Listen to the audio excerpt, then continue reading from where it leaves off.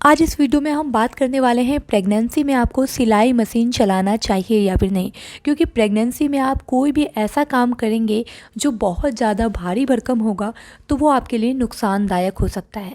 और प्रेगनेंसी में बहुत बार आपको मना किया जाता है कि भारी भरकम काम ना करें, कुछ भारी चीज़ ना उठाएं, बहुत ज़्यादा देर तक खड़े ना रहें। बहुत सारी ऐसी चीज़ें हैं जिसकी वजह से ये बात भी आ जाती है कि आखिर प्रेगनेंसी में आपको सिलाई मशीन चलाना चाहिए या फिर नहीं।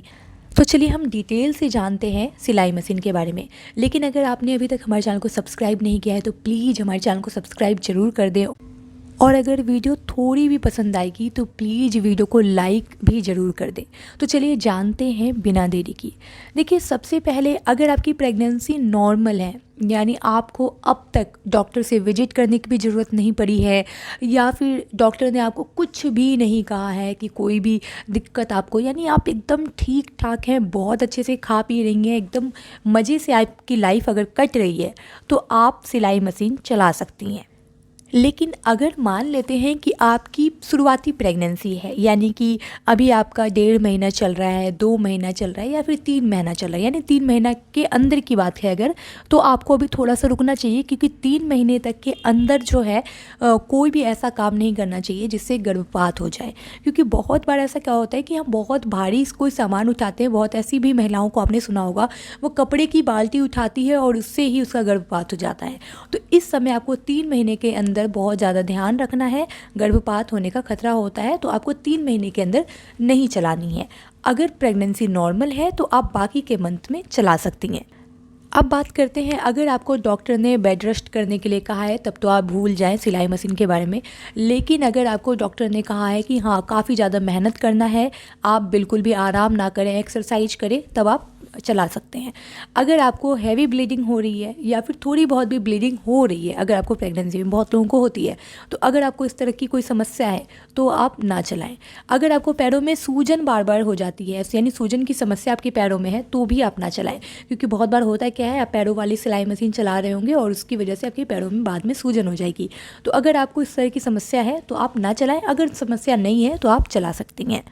अब बात करेंगे कि अगर मान लेते हैं कि आपकी पूरी कंडीशन ठीक है तो हमें किन किन बातों का ध्यान रखना चाहिए और किन किन बातों का ध्यान रखकर फिर हमको चलाना चाहिए।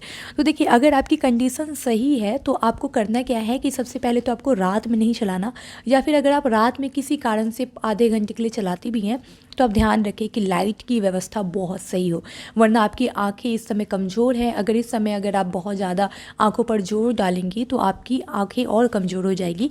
तो लाइट का ध्यान रखना है, इसलिए कोशिश करना है कि दिन में आपको सिलाई मशीन चलानी है, रात में आपको सिलाई मशीन नहीं चलानी है। अगर आप सिलाई का काम करती हैं, किसी भी कारण से आपको सिलाई मशीन बार बार चलाना पड़ रहा है, तो आप एक चीज़ का ध्यान रखें कि आप पैरों वाली सिलाई मशीन ना चलाकर कोशिश करें हाथों वाली सिलाई मशीन चलाने का। इससे आपके पैरों पर ज़्यादा इफेक्ट नहीं पड़ेगा और आपको सूजन की समस्या भी नहीं होगी। और बीच बीच में आराम करते रहें, यानी कि आधे आधे घंटे पर आपको उठना है, थोड़ा टहलना है या फिर थोड़ा लेट जाना है। लेकिन आपको लगातार बैठे नहीं रहना है, वरना आपके कमर में दर्द हो सकता है, आपको पैरों में सूजन हो सकती है जो बहुत ज़्यादा आपको परेशानी दे सकती है। तो इन सब चीज़ों का आपको ध्यान रखना है। और अगर आपके पास इलेक्ट्रिक मशीन है, यानी कि बिजली से चलने वाली, तो इसमें पैरों का कोई काम ही नहीं होता, तो फिर आप बिल्कुल चला सकती हैं, बिंदास होकर चला सकती हैं। लेकिन इस जगह भी आपको बस इतना ही ध्यान रखना होगा कि आप जो है मतलब बस थोड़ा थोड़ी देर पर आराम करते रहें, थोड़ी थोड़ी देर पे आपको ब्रेक लेना होगा। इन सब चीज़ों का अगर आप ध्यान रखेंगी तो आपको किसी भी तरह की परेशानी नहीं होगी। अगर ये वीडियो पसंद आई हो तो चैनल को सब्सक्राइब और वीडियो को लाइक ज़रूर कर दें।